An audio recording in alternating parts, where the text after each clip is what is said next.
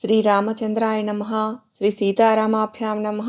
శ్రీమద్ వాల్మీకి రామాయణము యుద్ధకాండము 103వ సర్గము. శ్రీరాముని విజయము కొరకై ఇంద్రుడు తన సారథియకు మాతలి వెంట దివ్య రథమును పంపుట. రావణుని రాక్షసాస్త్రములను శ్రీరాముడు తన గారుడాస్త్రములతో వమ్మొనర్చుట. పరాక్రమశాలి శత్రు సంహార దక్షుడు అయిన రఘురాముడు లక్ష్మణుని పలుకులను ఆలకించి వెంటనే ధనస్సును చేబూనెను. మరుక్షణమే ఆ కార్ముకమునందు ఘోరమైన శరములను సంధించి సైన్యములు చూచుచుండగా రావణునిపై ప్రయోగించెను. పిమ్మట రాక్షసరాజైన రావణుడు మరి ఒక రథమును అధిరోహించి సూర్యుని మీదికి రాహువు వలె శ్రీరామునిపైకి విజృంభించెను. పిమ్మట రథమునందున్న దశగ్రీవుడు వజ్రముల వలె బలమైనవి మిక్కిలి ఘోరమైనవి అగు శరములతో మేఘము జలధారలతో వలె రఘువరునిపై దెబ్బతీసెను. అంతట రఘువీరుడు అగ్నిజ్వాలల వలె తేజరిల్లుచున్నవి బంగారముతో అలంకృతములైనవి అగు బాణములతో సంగ్రామమున తనను ఎదిరించి నిల్చిన దశగ్రీవుని చీల్చి చెండాడెను. శ్రీరాముడు భూమి మీద ఉండి రావణుడు రథముపై చేరి యుద్ధము చేయుచుండుట సరికాదని దేవగంధర్వ దానవులు తమలో తాము అనుకొనిరి. అంతట దేవతల ప్రభువైన ఇంద్రుడు తన రథమును తీసుకొని పోయి రామునకు అప్పగింపుమని సారథి అయిన మాతలిని ఆదేశించెను. ఆ రథము యొక్క భాగములన్నీయు బంగారముతో నిర్మితమై ఆశ్చర్యమును గొలుపుచుండెను. అది పెక్కు చిరుగంటలతో అమర్చబడియుండెను. బాలసూర్యుని వలె తేజరిల్లుచుండెను. దాని నొగలు వైడూర్యములతో పొదగబడియుండెను. దానికి పూంచిన అశ్వములు దివ్యములు. అవి బంగారు శిరోభూషణములను కలిగియున్నవి. వాటి శిరోభూషణములలో తెల్లని వింజామరలు అమర్చబడినవి. హరితవర్ణము గల ఆ గుర్రములు సూర్యకాంతులతో అలరారుచుండెను. అవి బంగారు కవచములతో అలంకృతములయ్యుండెను. దాని ధ్వజము బంగారు దండము కలిగియుండెను. సురరాజు యొక్క ఆదేశానుసారము మాతలి శుభప్రదమైన ఆ మేటి రథమును ఎక్కి దివి నుండి భువికి చేరి శ్రీరాముని సమక్షమున నిలిచెను. అంతటా చెన్నకోలను చేతబట్టుకొని రథమునందున్న ఇంద్రసారథియగు మాతలి శ్రీరామునకు ప్రణమిల్లి ఆ ప్రభువునకు ఇట్లు విన్నవించెను. కాకుస్తా దివ్యగుణ సంపన్న శత్రు సంహారక మహాబలశాలి రామా, ఈ యుద్ధమున మీ విజయమునకై దేవేంద్రుడు ఈ రథమును పంపెను. అంతేకాక దివ్యమైన ఈ మహాధనస్సును, అగ్నిజ్వాలల వలె మిరిమిట్లు గొలుపుచున్న ఈ కవచమును, సూర్యకిరణముల వలె కాంతులీనుచున్న ఈ శరములను, నిర్మలమై వాడి అయిన ఈ శక్తిని ఆ ప్రభువే మీకు సమర్పించెను. మహావీరుడవైన ఓ ప్రభు, ఈ రథమును అధిరోహింపుము. నేను నీకు సారథిగానుందును. దేవేంద్రుడు దానవులను వలె నీవు రావణాసురుని జయింపుము.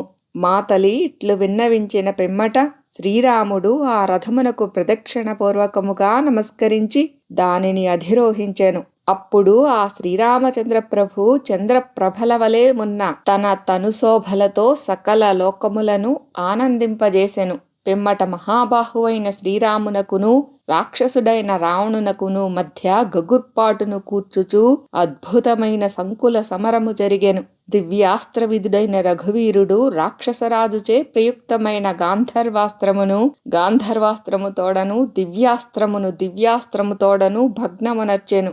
పిదప రావణాసురుడు ఎంతయో క్రుద్ధుడై అతి భయంకరమైన రాక్షసాస్త్రములను శ్రీరామునిపై ప్రయోగించెను. బంగారముచే అలంకృతములైన ఆ బాణములు రావణుని ధనస్సు నుండి వెలువడినవై మహావిషసర్పముల రూపమున శ్రీరాముని సమీపమునకు దూసుకొని వచ్చుచుండెను. ఆ బాణసర్పముల ముఖములు అగ్నుల వలె ప్రజ్వలించుచుండెను. అవి తమ నోళ్లను తెరచి నిప్పులు క్రొక్కుచూ భయానకములై శ్రీరాముని వైపునకు రాసాగెను. ఆ శరసర్పముల స్పర్శలు వాసుకి తాకిడి వలె ప్రమాదకరములైనవి. మహావిషపూరితములైన ఆ శరసర్పములు తమ పడగలపై గల మణులతో మిరిమిట్లు గొలుపుచూ శర పరంపరగా సాగి దశ దిశలను కప్పివేసినవి.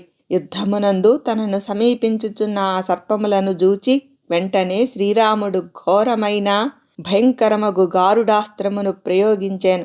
శ్రీరామునిచే ప్రయుక్తమైన ఆ గారుడాస్త్రము నుండి వెలువడిన బాణములు బంగారు రెక్కలు గలిగి అగ్నిజ్వాలలను వెదజల్లుచుండెను. అవి సర్పశత్రువులై బంగారు వన్నెగల గరుడ రూపములను దాల్చి అంతటను చెరింపసాగెను.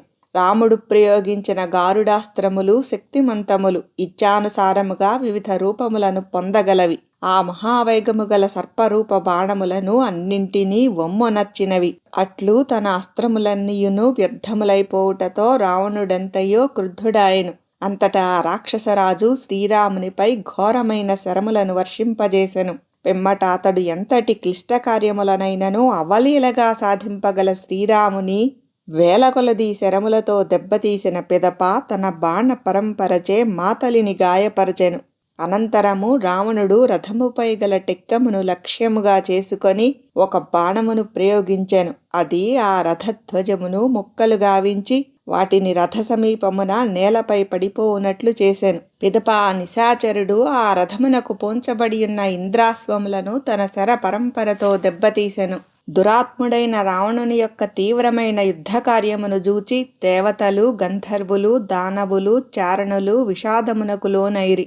సిద్ధులు, మహర్షులు, వానర ప్రముఖులు, విభీషణాదులు ఆర్తుడైన శ్రీరాముని గాంచి మిక్కిలి వ్యధ చెందిరి. రావణుడనెడి రాహువుచే శ్రీరాముడనెడి చంద్రుడు గ్రసింపబడగా, అనగా రావణుని చేతిలో శ్రీరాముడు దెబ్బతినగా చూచి బుధుడు ప్రజలకు అశుభమును సూచించుచూ రోహిణీ నక్షత్రమును ఆక్రమించెను. ఆ నక్షత్రము చంద్రునకు ప్రియమైనది, ప్రజాపతి అధిదేవతగా కలది. పొగలతో కూడిన తరంగములతో ఒప్పుచున్న సాగరుడు మండిపడుచున్న వానివలే క్రుద్ధుడై సూర్యుని తాకుచున్నట్లు పైకెగసెను. సూర్యుడు కరకుదేలిన ఖడ్గము యొక్క అంచువలే నల్లనై కాంతిహీనుడై మొండెముగా మిగిలియున్న ధూమకేతువుతో కూడినవాడై కన్పట్టెను. కోసలరాజుల యొక్క నక్షత్రము విశాఖ, దానికి ఇంద్రాగ్నులు దేవతలు. ఆకాశమునందు అంగారకుడు ఆ నక్షత్రమును ఆక్రమించెను. 10 ముఖములు 20 చేతులు గల ఆ రావణుడు ధనస్సును చేబూనెను. అప్పుడతడు మైనాక పర్వతము వలె గోచరించెను. రావణుడు పరంపరగా బాణములను ప్రయోగించుచుండుటచే దెబ్బతినిన శ్రీరాముడు యుద్ధమున ధనస్సున శరములు సంధింపలేకపోయెను. అంతట శ్రీరాముడు కుపితుడై బొమ ముడివైచి కొద్దిగా కన్నులెర్రజేసెను. పిమ్మట అతడు తీవ్రమైన చూపులతో కాల్చివేయుచున్న వాని వలె క్రోధమూర్తి అయ్యెను. వాల్మీకి మహర్షి విరచితమై ఆదికావ్యమైన శ్రీమద్ రామాయణమునందలి యుద్ధకాండమునందు ఇది 103వ సర్గము.